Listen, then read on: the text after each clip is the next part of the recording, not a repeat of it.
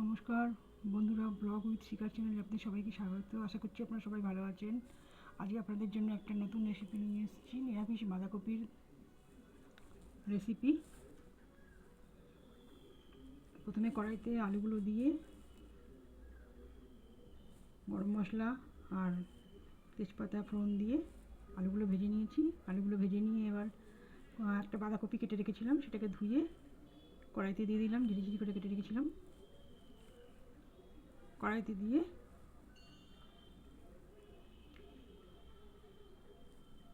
ভালো করে নাড়াচাড়া করে দিতে হবে যাতে আলুর সঙ্গে মিশে যায়। নেড়ে চিড়ে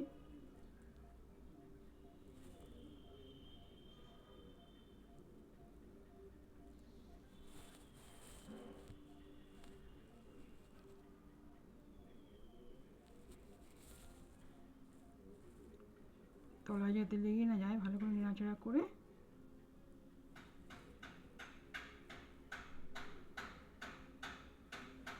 এবার ঢেকে 10 মিনিট কুক করতে হবে। ঢেকে দিয়ে 10 মিনিট কুক করে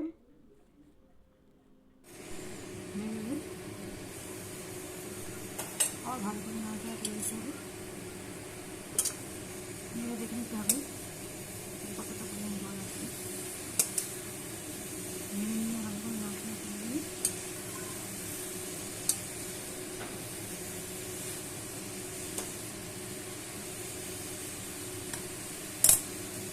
নাড়াচাড়া হয়ে যাচ্ছে। এর মধ্যে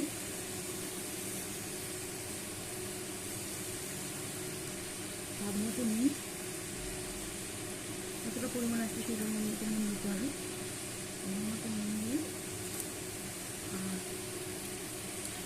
জিরে হলুদ এক চামচ দিয়ে দিতে হবে।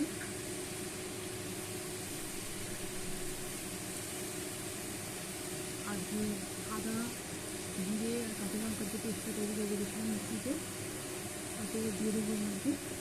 এটার মধ্যে দিয়ে ভালো করে কষিয়ে নিতে হবে যাতে মশলার কোনো কাঁচা গন্ধ না আসে। মশলার জলটা ছিল এটাও দিয়ে দিলাম, দিয়ে নাড়াচাড়া করতে হবে। নাড়াচাড়া করে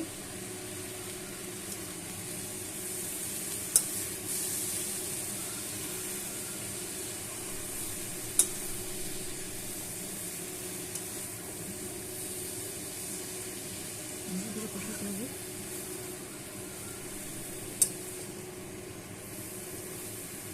ভালো করে কষাবেন যাতে ভালো টেস্ট আসবে।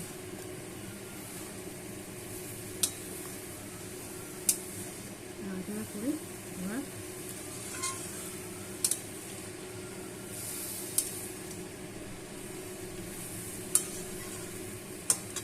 মশলাটাকে ভালো করে মিশিয়ে দিতে হবে। মিশিয়ে মশলাটা মোটামুটি ভালোভাবে আমি মিশবো। এবার 3টে কাঁচা লঙ্কা চিড়ে রেখেছিলাম, সেটা দিয়ে দেবো ফ্লেভারের জন্য। কাঁচা লঙ্কা চিড়ে দিলে কী হয়, একটু ভালো গন্ধ আসে, ফ্লেভার আসে। সেটাও খুব ভালো লাগে। দিয়ে আর 1 চামচ আখের গুড় দিয়ে দিয়েছি।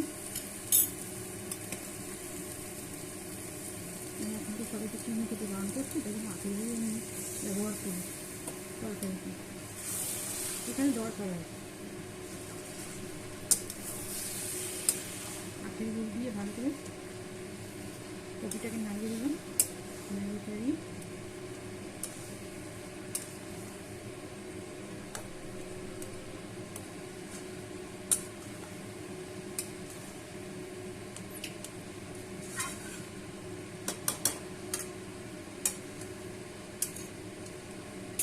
এবার একটু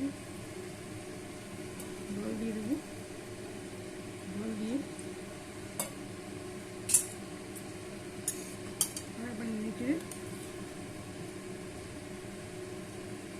ঢাকা দিয়ে 10 মিনিট কুক করবো। 10 মিনিট রেখে দেবো ঢাকা দিয়ে।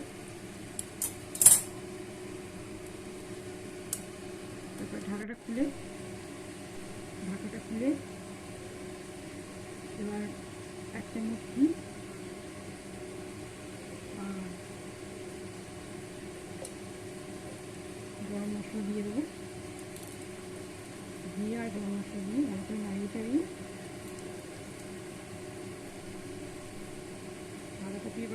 নিরামিষ বাঁধাকপি। বন্ধুরা, আপনারা দেখে খেয়ে ভালো লাগলে সাবস্ক্রাইব, লাইক, শেয়ার, কমেন্ট করবেন প্লিজ।